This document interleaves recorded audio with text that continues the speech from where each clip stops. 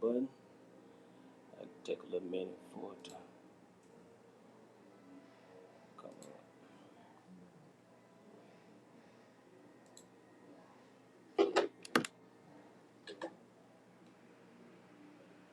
Gabrielle, am I pronouncing it right? Gabriel. Gabriel. Yeah, it's Gabriel. So,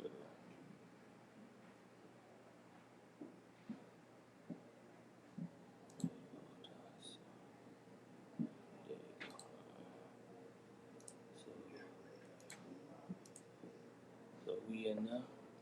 I give it a few more minutes, and sometimes we have people that come through, ask questions, leave comments. Okay. Case may be.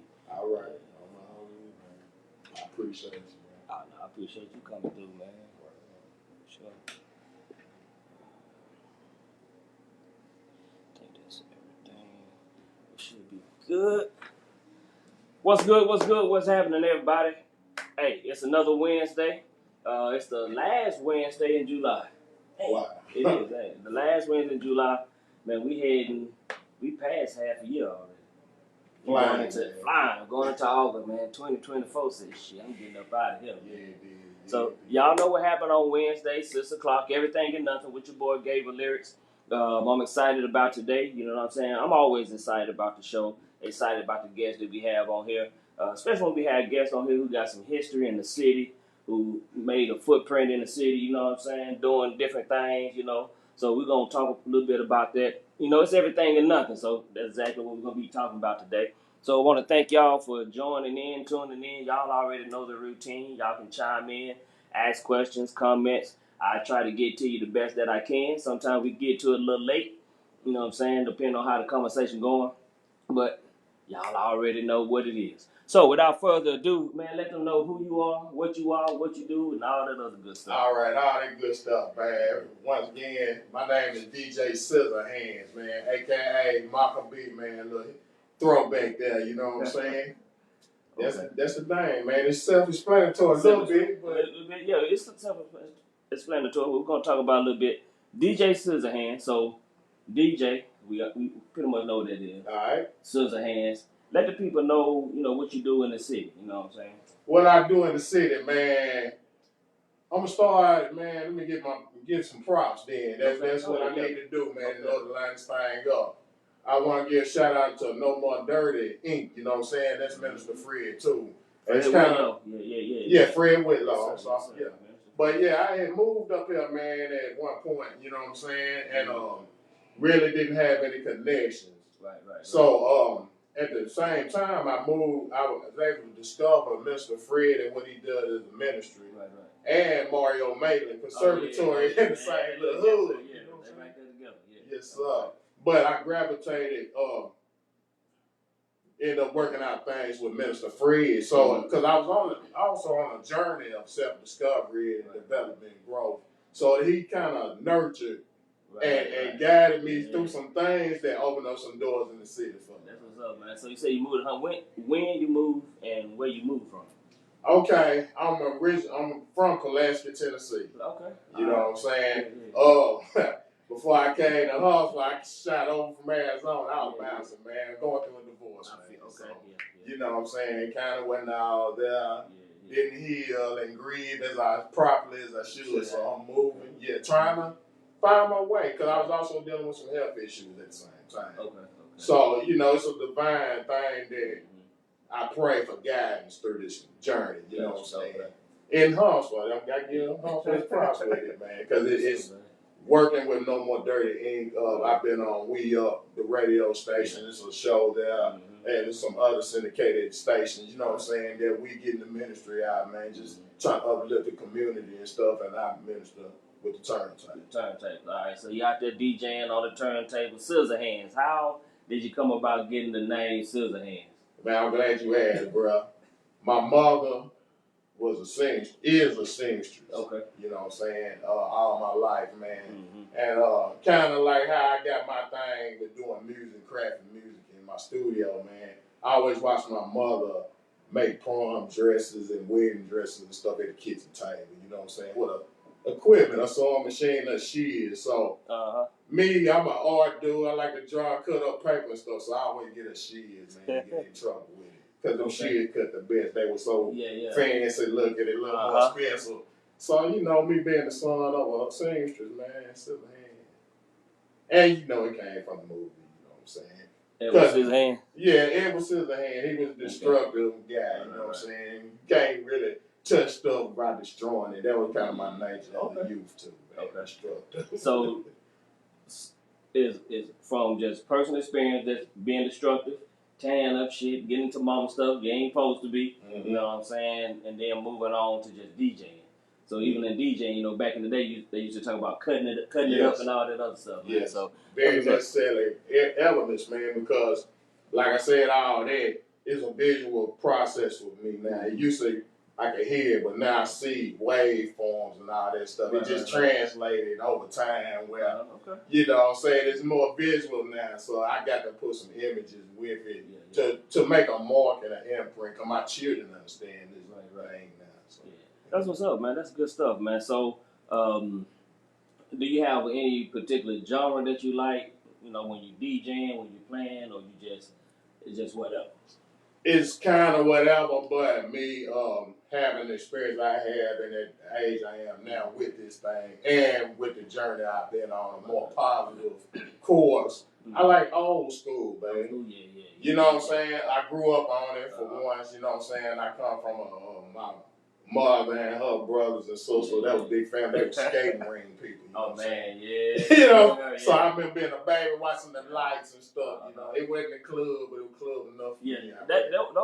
That was like pre-club. You know what I'm saying? We used to go to Rainbow Skating Rink over there on Arcadia, man. Yes, so it's like every Saturday. You know what I'm saying? Yes, sir. Moms drop you off and leave you there for a few hours. You know, put a few dollars in your pocket, get a slice of pizza and a soda or something, probably some candy. You know what I'm saying? And just be there. Just you know that. What I'm saying? And then got a little older, you start going on Saturday night. You know what I'm saying? All right. You start going on Saturday nights and again getting dropped off. You know what I'm saying? And you in the skating rink till maybe 10, 11 o'clock. You know, that's middle school. You know what I'm saying? I feel you. So it is kind of like the pre-club. You know what I'm saying? It was. And my family background is Athens, Alabama. Okay. My grandparents and my mother come from Athens, so they had a skate rink as well. I know what you're saying, because it was a family trip to come to Arcadia, you know what I'm saying, and roll the time. So you know, it was great. The 80s and 90s, man, grand. That was like they say, it was a time to be alive, man. It's a good time. I mean, the music and everything.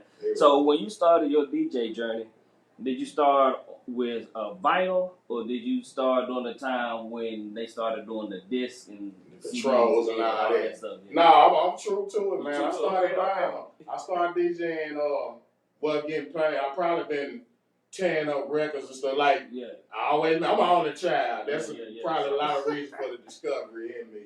But the records I dug through my parents' records. But you know, vinyl, I had the Technique 1200s in middle school and high school, making mixtapes off of here. You know what I'm saying? Because we had a record shop. I'd get my chips together and go buy me some LP, man. And when you said Pulaski, Tennessee, I was going to say, I know back in the day, unfortunately in the 90s, still in high school, we used to drive up to Tennessee on Sunday to get our liquor. You know, because Alabama didn't sell liquor on Sunday. It was a dry state, so we had to drive to Tennessee every Sunday, man, to go get our liquor and everything. But that's beside. That my grandfather, that was his trade. I grew up in a house, the liquor house. That's what's up, man. So you said, what's your other name? Maccabee. That was more of a street kind of name, you know what I'm saying? I ain't saying like I was a real gangster out here in the street, but it was an MC rapper persona thing, and that's what I went by before I let Sizahanz come in. Gotcha. So as Maccabee, you was on the mic? On the mic, man, saying whatever. Yeah, we were just talking about the Black Arts Festival, man. So you left footprint through that. We did it. Dirty Dozen, man, the crew from Pulaski, Tennessee. And the other thing, that was the first, whoever got the footage, man. Right. Because I understand we cut a lot of VCR tapes back then. A lot of them back then, yeah. We couldn't save a tape to save our life or a VCR tape. Man. So the first one, I said me and my crew, we was in that first one. And that was like it's almost hard to even explain. Right. The Black Arts Festival was just, it was a staple in the city. You know, Huntsville already didn't have a lot going on. True. You know, especially for us. True. And then when the Black Arts Festival, the June Jam hit, man, that was just like crazy. Man, it was. I'm talking about Jordan Lane used to be backed up, baby. Everybody trying to get the WUP. And talk about support. Yeah. You know, it's rare to see support. You saw support. We brought the whole Pulaski itself. Yeah. We familiar, you got kinfolk, but when it came to support, like going to these rap shows and stuff, you know what I'm saying? Right. Man, we would have half our time in the audience. Right. And I mean, again, it was just a lovely time, man. It was about having fun. Of course, there was stuff going on back then. You know what I'm saying? Gangs was picking up a lot, you know, 80s and 90s True. and stuff. You know, they had a lot of, you know, if you wasn't in the gang, you was probably in the clique and these kids were, you know, you had all that stuff, man. But it still was such a fun time, good time. But when you came to the Black Arts Festival, man, that was just like, everybody just coming together, everybody family, you know what I'm saying? And vendors and everything, man. Folks was able to make money. Yeah. People was able to get recognized for their talent, you know what I'm saying? Yeah, all that stuff, man. So I enjoyed it. I had a great time, you know what I'm saying? I think we placed every time that we went. The first one we actually got first place. Okay. You know what I'm saying? Okay. We had supposed to have won all of this stuff that the studio time and stuff? Yeah, now we did go to the studio. It didn't go the way it was supposed to. Now, I was ninth grade at the time. You know what I'm saying? So I ain't know what I'm saying. All that stuff. I know at that time they said we supposed to have did the theme song for In Living Color, but Heavy D ended up being the one who did that next season and just carried it from there. So there was a few things we didn't get. You know what I'm saying? We did get the trophy and stuff. We let Tony Humphrey got the trophy. I think she still got it. And she had sent me some footage because I posted some stuff not too long ago. Okay. A little footage of me rapping. Okay. But I lost she had sent me a CD, man. Okay. And I lost it. I wish I still had it. I'm going to see if she can, because they might have the whole show. She just sent a clip. She just sent our portion of what we did. I understand. You know what I'm saying? I think it was her dad that filmed it. And he might have filmed, you know, quite a few people out there, man. That'd be interesting. Because we placed, man, I want to say first, since you claimed that. But, it's funny because not only that, it was another group. It's a South Side. I don't know if you remember, but they had won the first or the second. The prize was the contract and tours and stuff. This guy from my neighborhood, this other group, you know what I'm saying? So I would watch them rehearse and stuff and shoot to Atlanta with Top. I remember Steve Murray and Top Cat or something. I can't remember all the names. But it was like one of the Will DJs. He was behind the record, like a manager type of thing. And they cut a single, which actually I had a cassette. And I sold overseas, man. The thing go for like 200. Man. Copy for original press. You know what I'm saying? Local. It's a guy from Japan. I hooked up last month.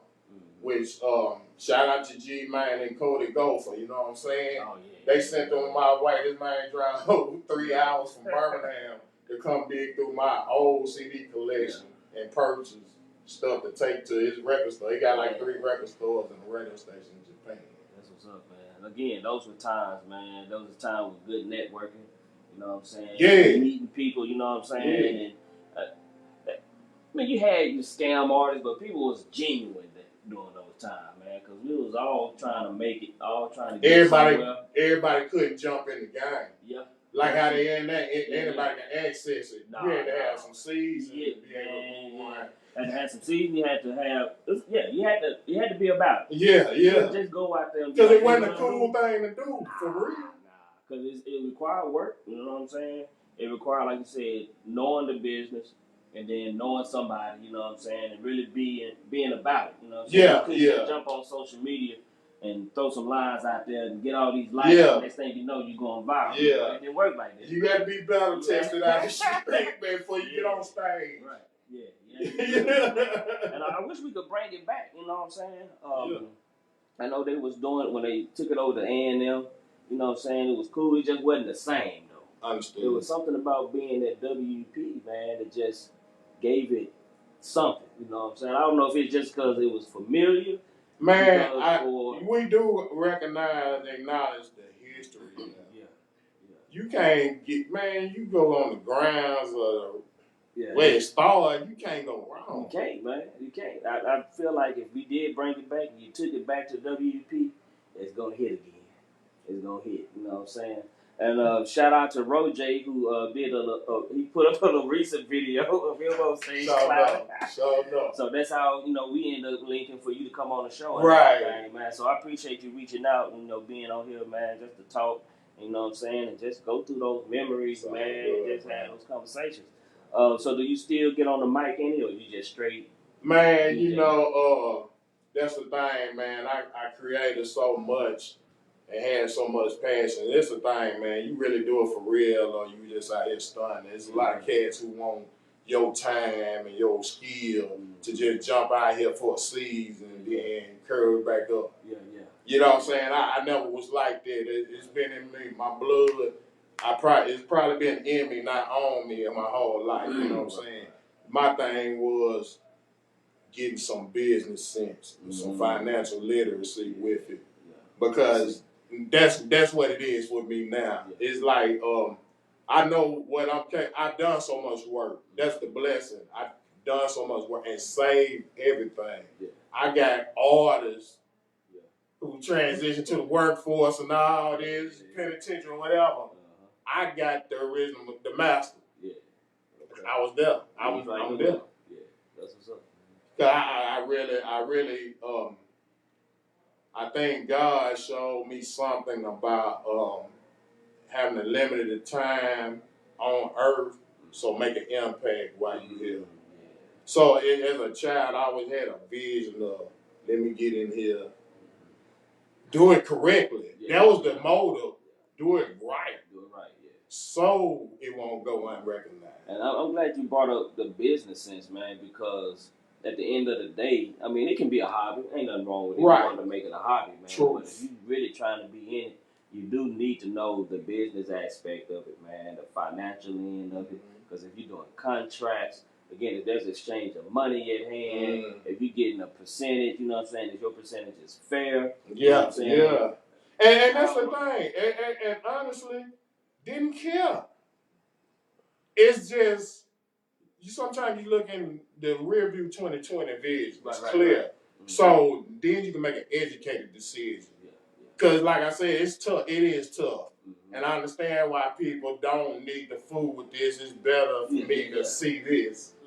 Stability. Right. But, I was able to, look back at some stuff and readjust. And make it about my business. Because I sure would hate to spend that much time on a hobby. You're right.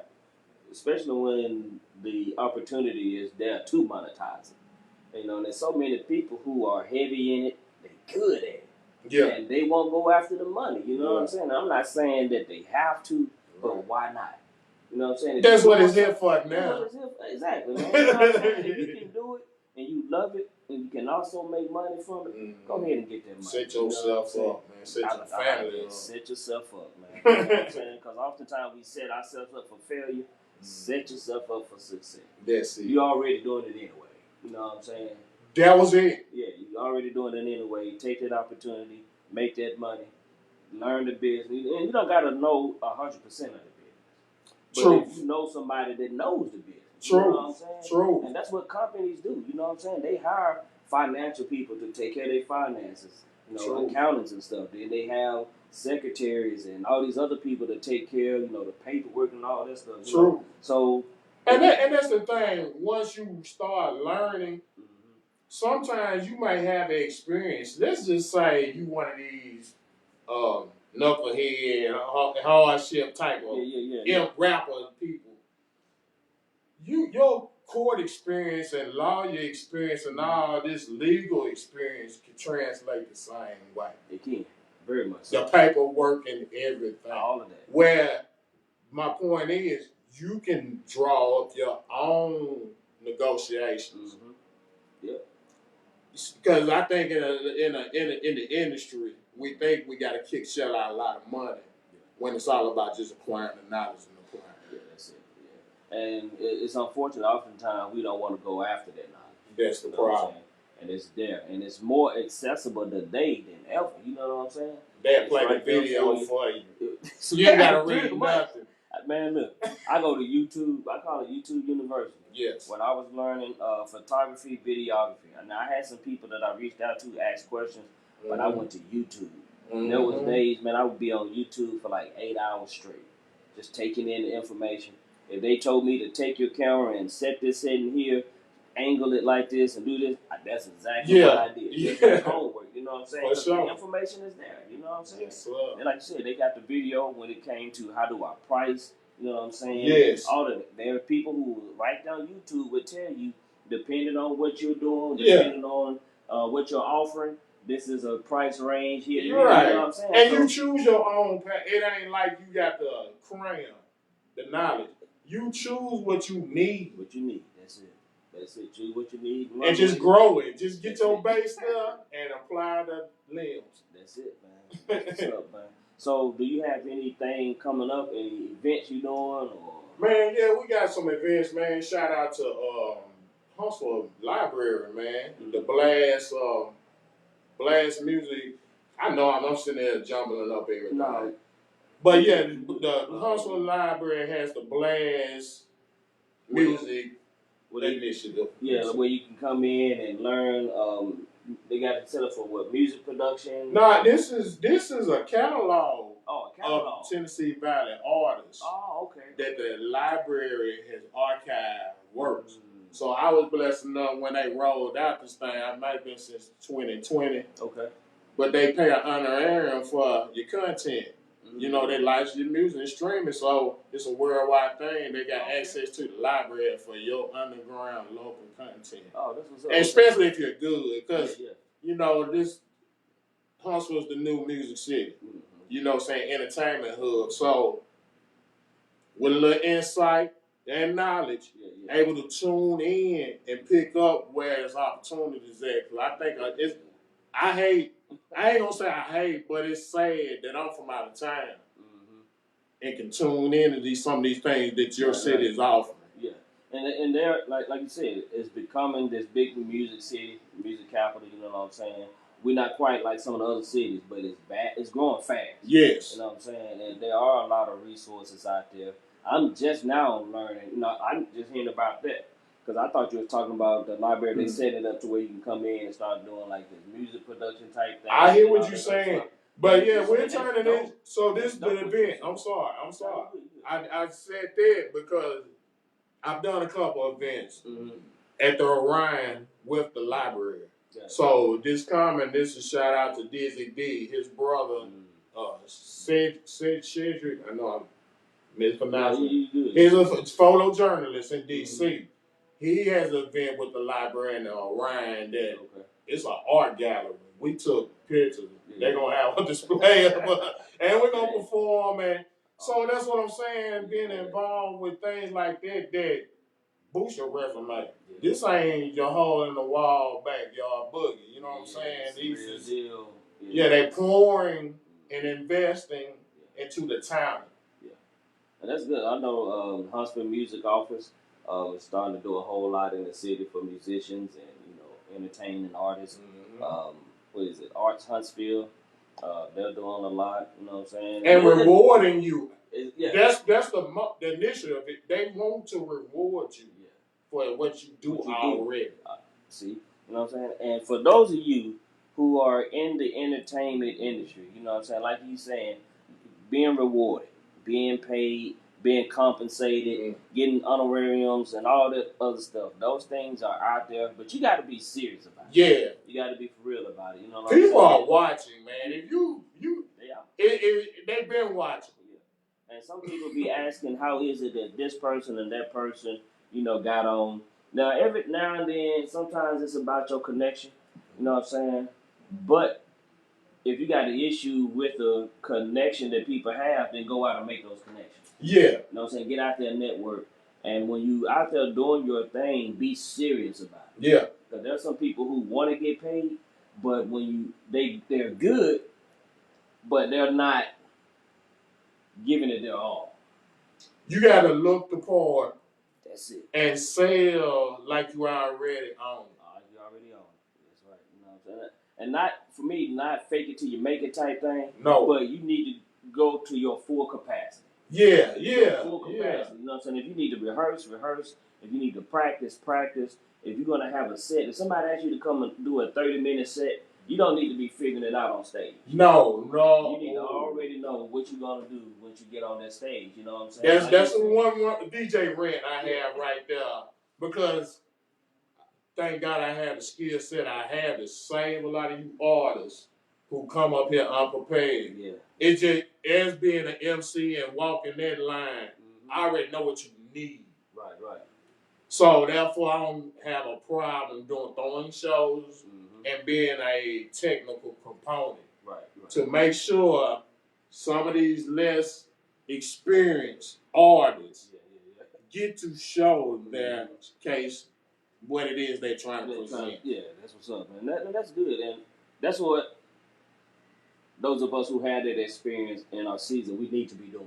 True. You know what I'm saying? Because when they don't do it or don't have it, and we see that they don't, and we have it to offer, why not? You know right, you ain't losing nothing. You ain't losing nothing, man. You know, you got a lot of people that do, you know, the gatekeeping thing, but my thing is, if I see something in you, but you lacking 1 or 2, 3 things, if I can instill that in you, if I can show that to you. If you can receive. That's where I'm going. You got to be receptive. That constructive criticism. Yeah. You know what I'm saying? I'm good. After I do a show, one of the first, if somebody booked me, hired me to do a show, the first thing I ask them after I'm done is, how you feel about it, what you think. You know what I'm saying? Are there some things that you didn't like that I did? Or some things, you know, and the things that you did like. Right, but I want that true criticism, you know what I'm saying? Right. And I want them to be honest. Don't give me none of that, you know, you was great, blah, blah. No. If I was up there and I talked too long, let me know that I talked too long, because that's not something that I want to carry on to the next event. Exactly. You know what I'm saying? So. But you got to be, there's seriousness. Yeah. But sometimes you can overthink. I've been an overthinker, and a lot of times they're overwhelmed with this game that it makes you want to back out certain things. But just because you responded or didn't handle it a certain way. That's true. You know. So I'm just saying that lost my thought right there. But you feel what I'm saying? Because you want to know you before everybody figure you out. Because it's a lot of times when you talented and blessed, you can make those mistakes. Your audience don't detect it. Yeah. Sometimes they don't. You're right. Yeah, and that's the thing. You always want to make sure that you're giving the audience what they supposed to have, what they need. But I always tell people, if somebody, like I host events, MC, like if I'm hosting, I want to do what it is that the person hired me to do. That is true. What I'm saying? True. Because I can, as a host, I got a range. You know what I'm saying? I can be calm. I can be cool. I can talk to the elderly. You can take me to the senior citizen home. Right. I can do a show for them. They enjoy it. You can take me to elementary school. We can do that. Or you can take me to a hole in the wall. You can do that. I can be in the stadium. I can do that. You want me to be nasty? Okay, I can be nasty. You want me to be clean? I can do that. But you need to know what they expect from you. You know what I'm saying? True. And I can't perform in all areas. I already know I can't host every single event. Okay. I can't live up to the expectations and standards of everybody. True. You know what I'm saying? So when you are being, but it doesn't matter if you're a singer, rapper, DJ, host, whatever. If you don't have what it takes to get the job done, don't take the job. That's real. Don't take the job. You know, so I know the money might be there, but it does no good for you to go and fail and then create a tarnished name for yourself because you was chasing the money. Quickly. It's like the bag for you. Right. Now, I'm saying get the money, but I know that all events, don't make it your motivation. Yeah, don't make your motivation. Because like I said, I can't host every event. You know what I'm saying? I can't be that one for everything. And that's me. I don't like hosting teams I'm kind of I feel you. out the range for it. You know, it ain't my stuff. It ain't your thing, yeah. Like, you know, I've been in the streets, you know what I'm saying? I've done this, but if somebody's doing a trap thing, I just don't have that. I feel you. That today, you know what I'm saying? Right. Like, I can do it, but I can't give it what they would need for it. You know what I'm saying? So if they looking for a certain thing, you know what I'm saying? I'm just not there no more. I'm 48 years old, man. Especially when you too authentic, too. Yeah, it ain't no place for that. It ain't no place for it. So it's like if somebody came to me like, man, yo, I got this trap thing, man, I need you to host it, blah, blah, blah. So, well, you know, what is it that you first, what do you need me to do? You know, what type of people you looking for, what they expect. You know what I'm saying? Right. So they need me to know this modern day lingo with trap and all this. I just won't be able to do it. You know what I'm saying? So I back out of it. You know? If it's something that's too religious, I'm like, you know, I might slip up and cuss or say something nasty. You know, I can do church stuff. I can do, you know, religious events. But depending on what they're looking for exactly. You know what I'm saying?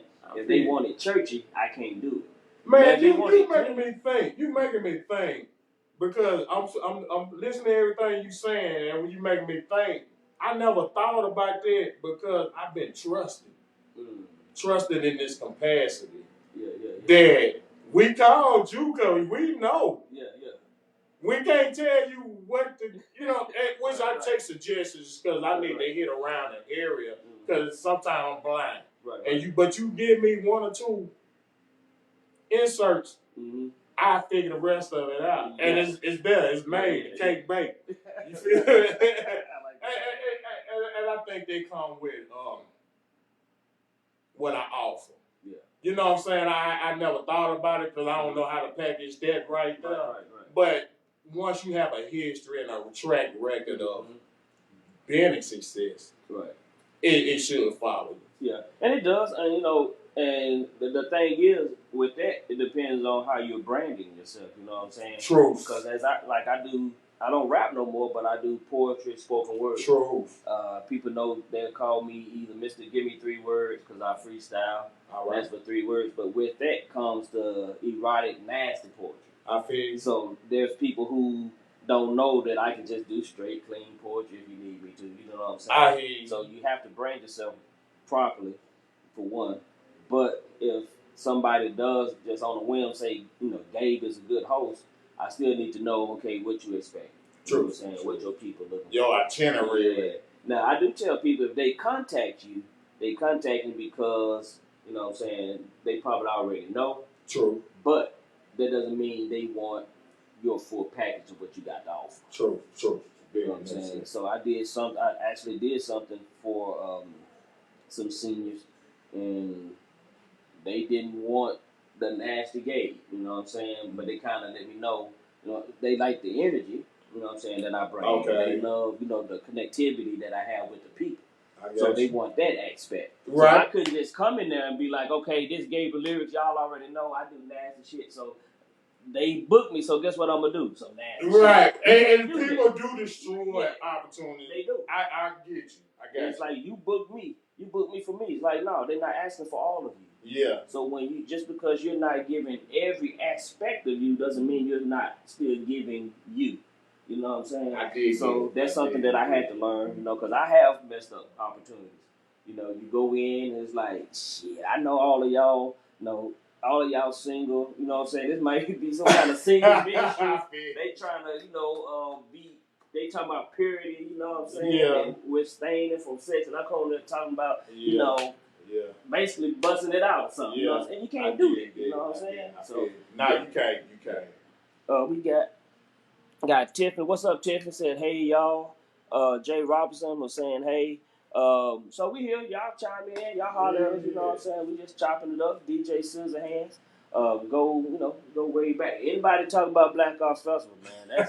That's way back in the game. Man, I got something cool, man.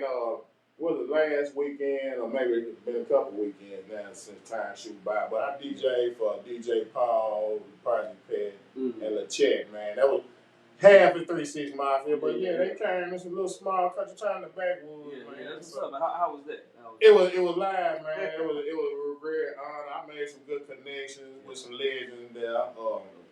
Made a mixtape, man. Y'all go, you know what I'm saying? Y'all want to experience some of that. It's called the Backwoods Music Festival Mixtape by DJ Sizahanz, man. And what I did, man, because I'm always creating in my mind, it don't cut off. So what I done, I took some of the clips from the show, you know, because everybody had Facebook and Instagram. I get those videos and run it through my dog and make mixtapes. So I'm running them over the music. Because I had all the artists. Thanks, shout out to all the artists, man. They don't mind handing me, that's their other trust level. You know, they don't mind handing it. I want to get it to you. It was another DJ or two that was supposed to be the, I came in off of knowing, since this is in my area, I want to make sure personally that it's taken care of. That's it. It wasn't about money. My line blew up so much after that show. Because chicks thought I had some money. Like, nah, you boxed up the wrong tree, man. But that's what it's about, though, man. It's about taking care of the people. You know what I'm saying? Make the sure reward is greater. It is. You win those small battles. You ain't got to worry about the rest of your life. You're right, man. You know, and when you do right by people, not all the time. True. But a high percent of the time, the people gonna do right by you. You know what I'm saying? They're gonna look after you. You know. Use discernment when you choose to do favors. Right. Yeah. That's, man. Look. One of the things about me in this industry is I got a price. If you want to book me, this is what it's gonna cost. But people ask me, you know, how do you get booked for this and booked for that? I said, one, I don't opt out of doing free shows. Now, I'm not free. I call it charity. Charity, that's right. And I'm not obligated to do free or charity for anybody. True. It's up to me. True. So for you as an artist, even if you have gotten paid 100 times for doing a gig, that doesn't guarantee you're going to get paid another 100 times. Sometimes you do got to do a free show if you're trying to grow and expand. So one of the things that I do, you know what I'm saying, there's people who will contact me that ask me my price, and this is what it is. You know what I'm saying? There's times people come to me, but like they don't really have a budget. They trying to do something. True. This is something new for them, you know what I'm saying?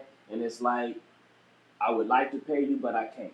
You know what I say? True. It's all good. You know what I'm saying? I do now discernment. I decide I want to do it free, charity. You know what I'm saying? But or if I have time, because I'm not gonna move nothing around just because. You know what I'm saying? And sometimes you got to do that. And when you do that thing I have done things for free that has turned into paid gigs. You know what I'm saying? True.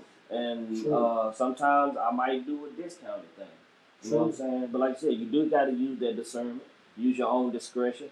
It's okay to not do free, but I'm going to tell you, when you do free, especially if you're asking how can you get to another level, how can you do more stuff, do those things for free, man.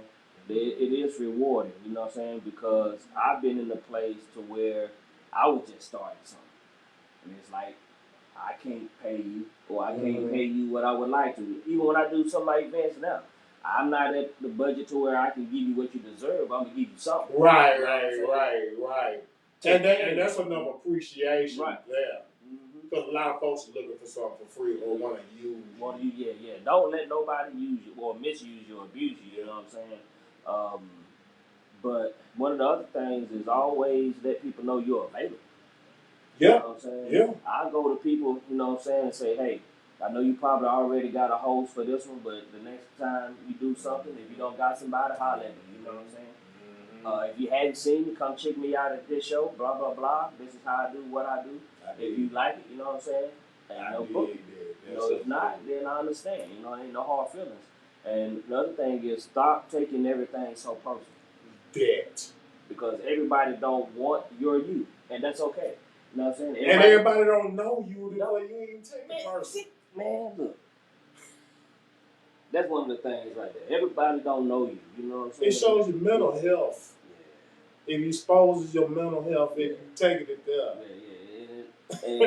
And even if they do know you, you might not be the fit right for them or just that particular event. You know what I'm saying? Yeah. So before you write them off because they didn't book you for this one, they might have another one coming up that you'll fit right in. Or a partner that needs you. That's it. That's it. Go with those connections and that network. You know what I'm saying? So don't burn those bridges. Don't mess stuff up, taking it personal. It doesn't mean that you can't feel a way about it. You can feel a way. It's okay to be disappointed, you know what I'm saying? Okay. Temporarily. Don't let that be the main focus where you're taking it personal and you just want to write them off and cut them off and be done with it. You know what I'm saying? It's just at this moment, for this particular business transaction, you're just not the one. And you got to remember, hurt people hurt people. Yeah, don't hurt your business. don't hurt their business, man. Yeah. Speaking of hurt, you know what I'm saying? I know you said something about, being divorced. Twice, and we don't really gotta, just talk about it as far as you want. Okay. Because I've been married twice, divorced twice myself. All right. Bro. And I know that second divorce tore me to pieces. You know what I'm saying? The second one did? Yeah, that second one, it killed me, man. And why the second one? What was the difference between the first and second one that had you? Well, the first one, we was young. We was like 20, 21 when we got married. We was together about 7 or 8 years, though. You know what I'm saying? We had issues, throughout, relationship and marriage and everything. Kind of saw the dissolve, you know what I'm saying, before it happened. And still being young, when it was, I was hurt during some of the things that occurred. Yeah. But I guess the hurt from the things that occurred kind of numbed me for when the divorce happened.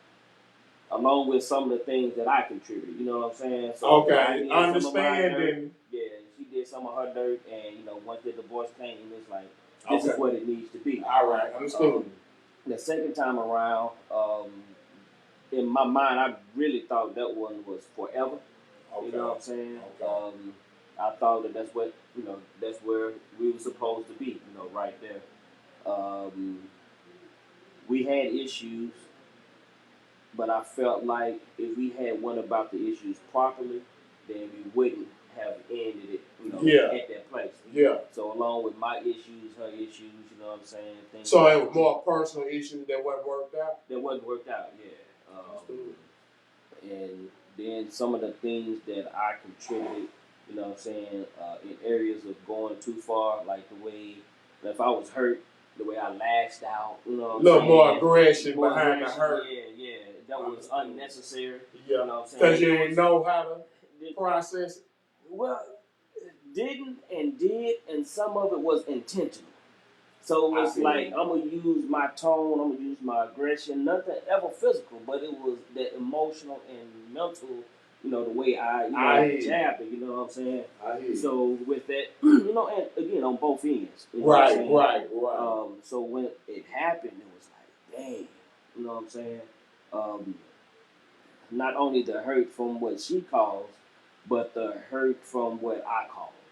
Right. So here it is, I'm taking on, this is what she dealt me, but it's like, I did this. In this area, I could have been more patient. I could have been more calm, more loving, more understanding, whatever, you know what I'm saying? So it hit different once it actually happened. You know what I'm saying? All right. During that time, I allowed myself to feel the hurt. You know what I'm saying? Because before then, like I talk about all the time, as men, we're not allowed to feel our emotions. Right. Unless it's anger and we can show aggression and all that other stuff. Right. But you can't show that hurt, that pain, all of that stuff, the sadness. Right. But at that time, nigga, I was sad as fuck. Yeah. Man. I was at work crying and carrying on, man. And, I didn't mind crying in front of the people. You know what I'm saying? Because it's like, this is where I am. This is who I am in this moment. You know what I'm saying? Now, I had to remove myself sometimes because I work with special needs kids. So being in that environment, being emotional like that, they pick up on that. Right. So I would excuse myself for that. Yeah. But I didn't have to excuse myself for my coworkers. You know what I'm saying? They understood. They understood. Yeah. And at the time, I understood. I understood that I'm human. You know what I'm saying? I have feelings. I have emotions. Was you seeing a therapist? I did. I did see a therapist. Now, we did go to couples therapy a couple of times. And then we was part of this ministry group during. But afterwards, I didn't. You know what I'm saying? Now I did talk to people. Yeah. You know what I'm saying? So therapy is important. Yeah. If you don't go to therapy, at least talk to some people. Yeah, Not just anybody and everybody. True. At this moment, I don't care who I talk to, you know what I'm saying? But during that time, I did talk to people. One of the things that was helpful, which is what happens in therapy, is I was honest.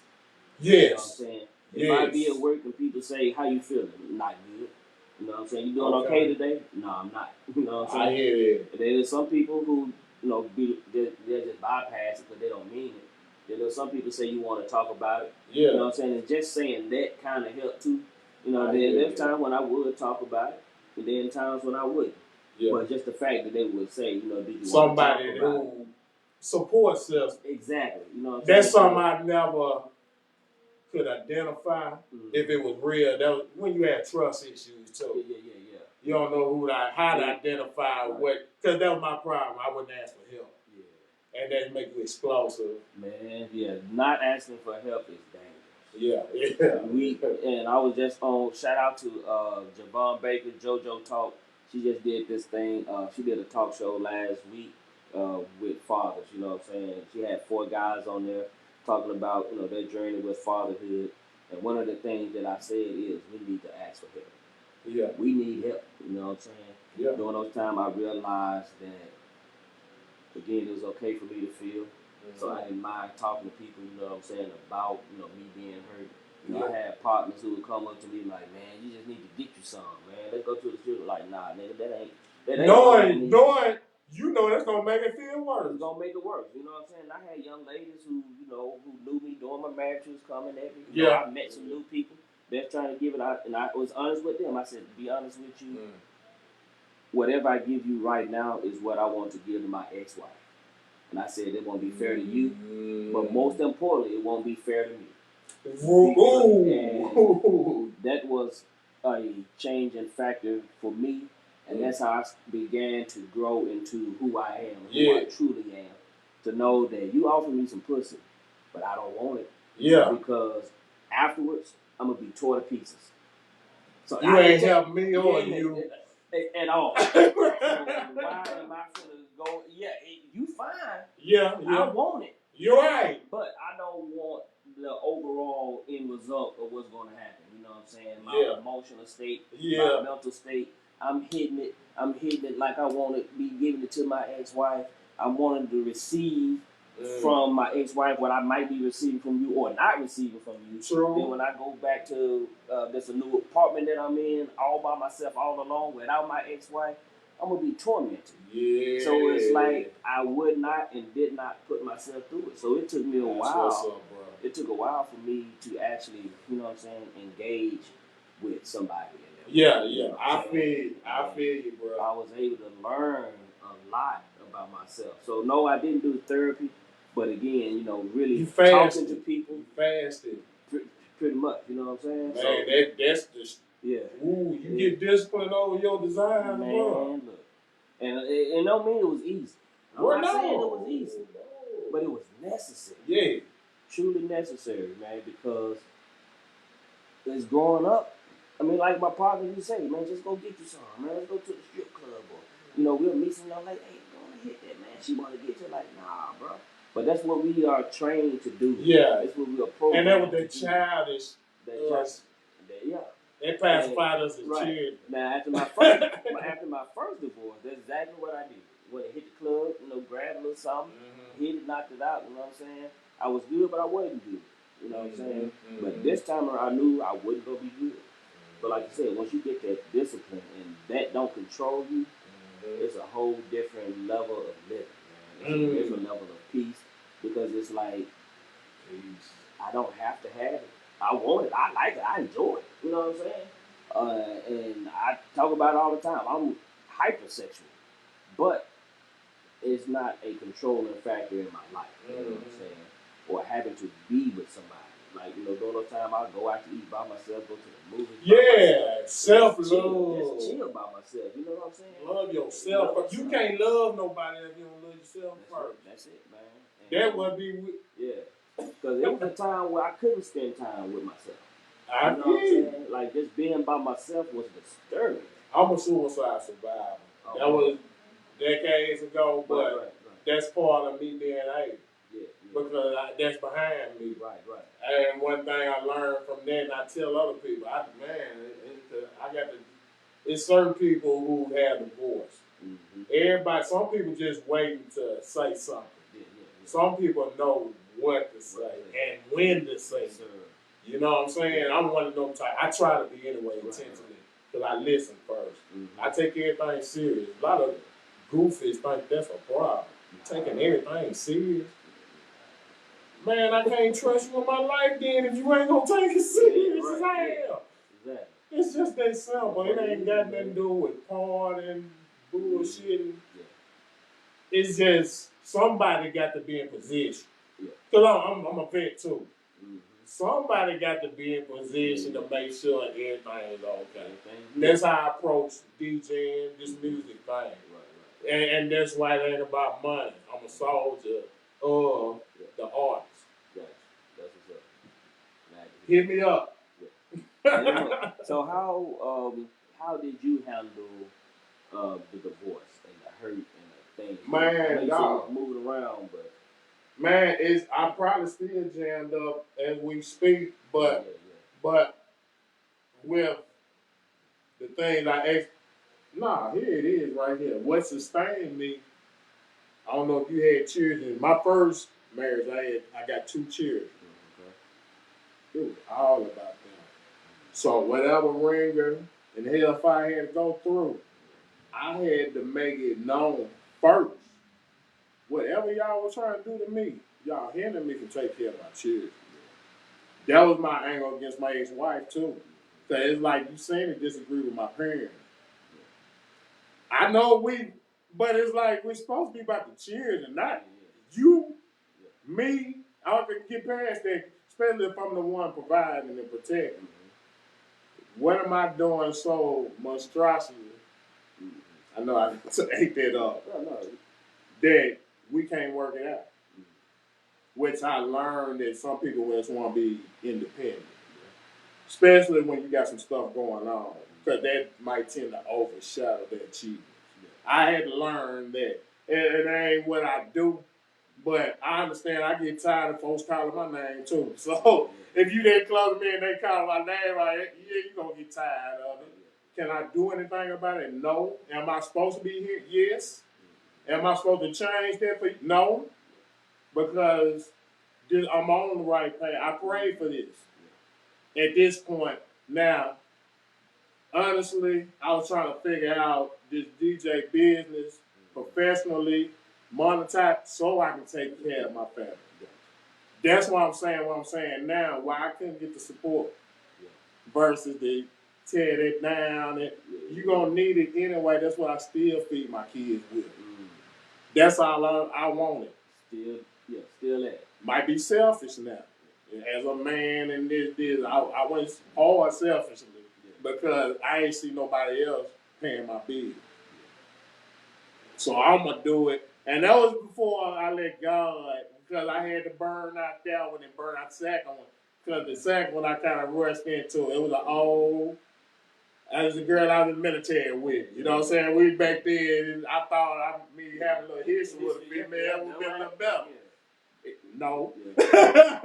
I ain't bashing nobody, but I do, as a man, understand what I contribute and what I didn't do. That was the second time I know it's like I didn't do because I didn't want to delve in it deeper. And then I had to back off for some of these complications with therapy. So it's like now I got to be honest with myself.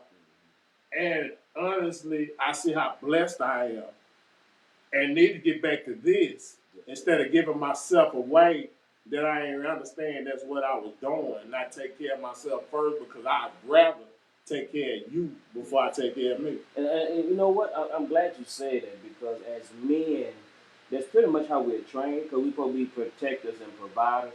So in being protectors and providers, that means you are always putting yourself on the line. Yes. But as you're putting yourself on the line, you are not taking care of yourself. Right. Because you're disposable. Right. So as a protector, when you protect, you're putting yourself in front of everything and everybody.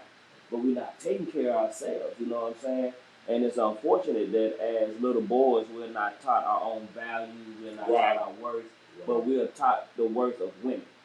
Right. And I'm not saying that they don't have it, but I'm just saying when we don't know our own worth, we go into these relationships with not a whole lot to offer for real. Right. And if we do have something to offer, we don't offer it because we feel like we're not supposed to be in that place, especially when it comes to the emotions.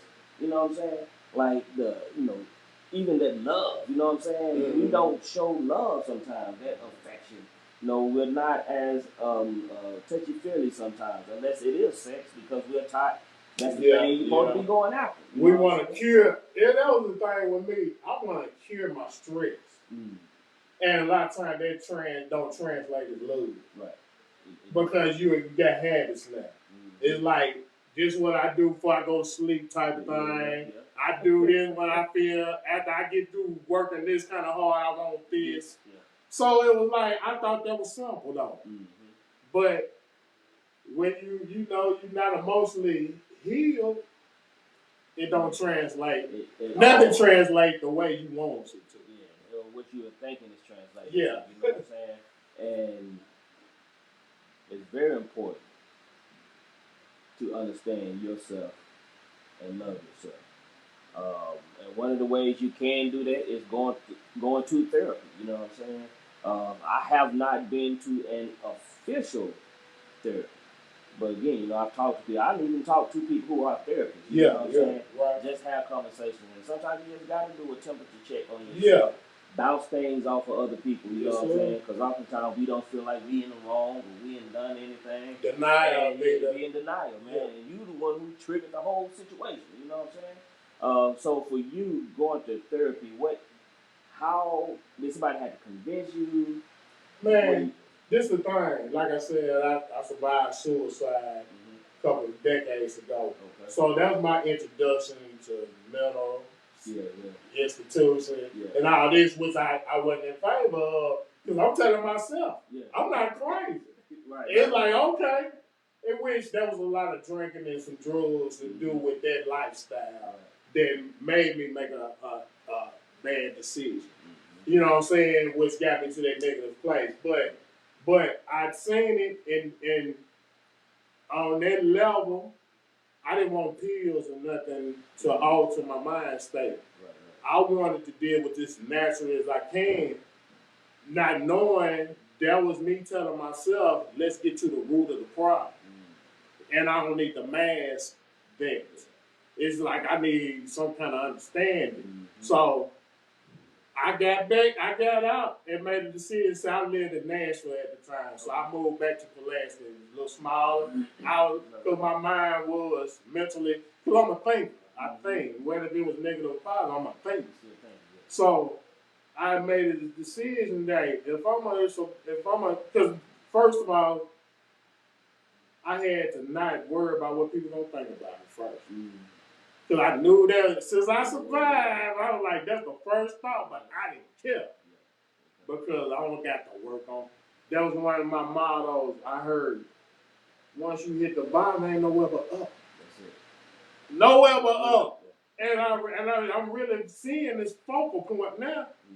I'm finna surpass everything that hindered me because it wasn't there. It was an illusion. Really? Your own mind, your own prison. That's why I said what people thought, and I was like, okay, I really don't care because what I'm finna reap, it don't matter what you think anyway. You're gonna have to change your mind. If God allowed, that was the thing, He gave me space. That's why I don't have no regrets about the experience. Right. God kept me here for a reason. Gave me a purpose through that, and the children afterwards. See, I don't want to be the poor example that I showed myself I could be. You know what I'm saying? I tested all that with both feet. You know, now I know so much with experience and discernment. I ain't got to put my feet in the water to see what the temperature is. You already know what it is. Yeah, that's what's up. But I really appreciate you sharing that. You know what I'm saying? talking about it, being open about it, man. Because oftentimes a lot of people are not, True. and there's so many of us that's struggling with the same thing, man. Jay Robinson, who was on here, one of the young ladies who said, "Hey, she's an actual therapist, and she talks a lot about men's mental health. And one of the things she always advocate and talk about is the third leading cause of death among black men is death by suicide. And it's like we not talking about it for real. Yeah, Because we feel like one, that's not something black people do, and it's definitely not something that black men do. But it's happening. You know what I'm saying? And look at it like this too. I thought before I was suicidal, I was homicidal. Mm. So put it in perspective. I don't want to harm you, and that's that heart again, that big heart again. Let me turn all that to me. To yourself. Yeah. I understand. I must be the problem. I understand it all too well, man. Yeah. So we need help. Yeah, we do, man. You know. And talking about it, we gotta have these conversations. We got to, man. And it needs to be more often. More. And lately, you know, I know a lot of people, a lot of men, you know, they talk about safe space and all that. I do agree with safe space, but you have to be your own safe space. Yeah. Like you said, you know, you got to where you don't care what people think about you, you know. And I always tell people, if I'm looking for a safe space, I'm almost asking for permission for me to be who I am and express who I am. So you don't have to offer me a safe space, you know what I'm saying? Because whatever I share with you is who I am, what I am. So and what you need to know.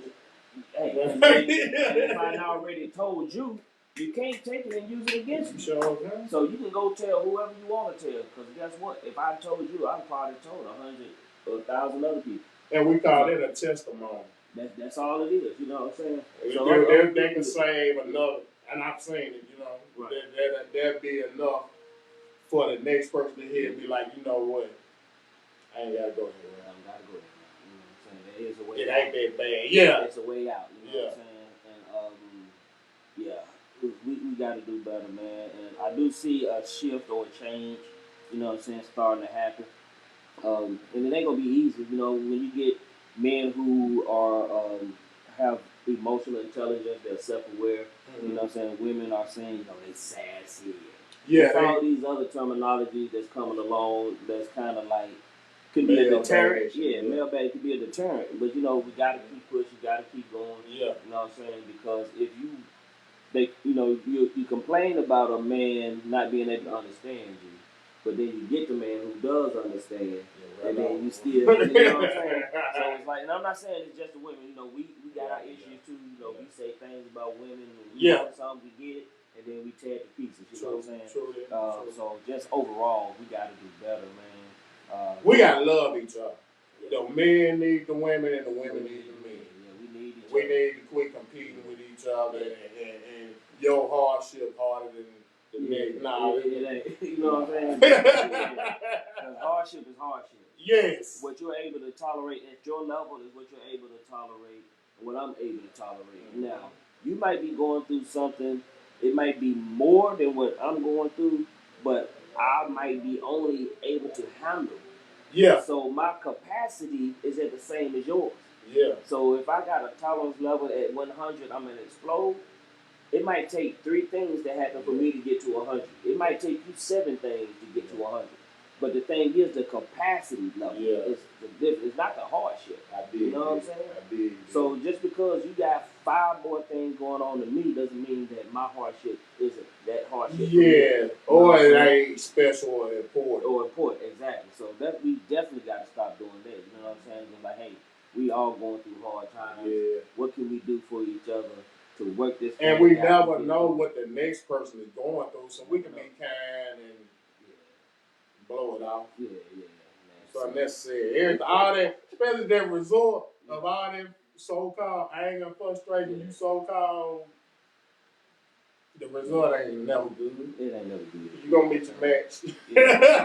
Now, I would say I'm a vengeful person. That's something that I do gotta work on. You know what I'm saying? And not just to anybody or anything. It gotta be, if you intentionally set out to do something, then we got a problem. Yeah, I feel it. I'm with Now, if you hurt my feelings, hey, that's life. You gonna hurt my feelings. If you disappoint me, cool. You do me wrong, cool. You try to get over on me, cool. But if you trying to get over on me at the expense of me losing big time, I might have something for you. That's something I gotta work on. That's something I gotta work on. You know what I'm saying? But at this point, it's like, nah, I gotta get you. You know what I'm saying? But it's depend on how you coming with it. Again, I expect to get hurt. I expect for people to, try to, do me over, you know what I'm saying, and get over on me and all kind of things. Again, we expect it. Hey, you had me thinking. We expect those things. My thing is, I know we expect it, but since we expect it, don't try it. Yeah. Don't, because I know it's pretty much what you're saying, but it's like, and that's the discernment of knowing who to have around you. Because people gonna try you, you don't need them around. Oh yeah. You don't need to ask people to be certain way for you to have your respect and peace. Yeah, and if people trying you, and that's another thing. It's okay to cut people off. So I know I talked about cutting people off, but that was a different thing. This thing is people are trying you intentionally just to see, how much you take. Just walk away from it. Just cut it. I've talked to people who they do these little tests with people. They get in a relationship, they create an argument just to see how far. And I'm like, if you're creating a false argument, you're creating a false foundation anyway. And then what happens is the person shows you patience. So you push 2 buttons, and you didn't get them to break. So then you push 3 buttons. Then by the time you push 10 buttons, they never broke. But on the 11th button, they break, and then you want to say, "Aha, I got you." And it's like you can't do that because you created all these false scenarios pushing this person until you push them to their limit. Right. So you can't push people to their limit just because. Just to see. You know what I'm saying? Because if that's probably not how y'all would have operated. Y'all probably would have had a good thing going if you would have just let it flow. And think about how much energy that took away from something positive. A fake scenario illusion. A lot of women be creating. Dudes do it too. I'm not. I don't create false reality. I deal with the facts. What's right there? They don't want to see the fact. It's crazy, man. That's how I do it. I love y'all, man. I'm an only child, like I said, man. I had to defend myself a lot. So. I feel you on that, man. It's rough out there sometimes. I ain't gonna lie, man. So, man, we had an hour. I appreciate you coming in, man, chopping it up, man. You can help me out a whole lot, man, and I hope vice versa. Yes. Before we go, man, let the people know where they can find you, social media or whatever information you want to give them. DJ Sizahanz, man, y'all can find me Facebook. I'm gonna spell it for you. Siza. You probably on the screen. Sizahanz, man. Y'all can Google that. I got plenty of music for y'all, plenty of mixtapes, man. You need to come through, get your family, your barbecue right, man. You know what I'm saying? I get your children, man, your grandparents out there with you. All of it, man. We got all the bases covered, man. You want something professional and well-rounded, all genders, man. We do the back road, country, boogie, and everything. I love the families, man. That's what's up, man. That's good. That's good stuff, man. But once again, man, I appreciate you coming on, man, talking with us, man. Y'all know the deal. Everything or nothing. Gave the lyrics. Appreciate y'all. Peace and love.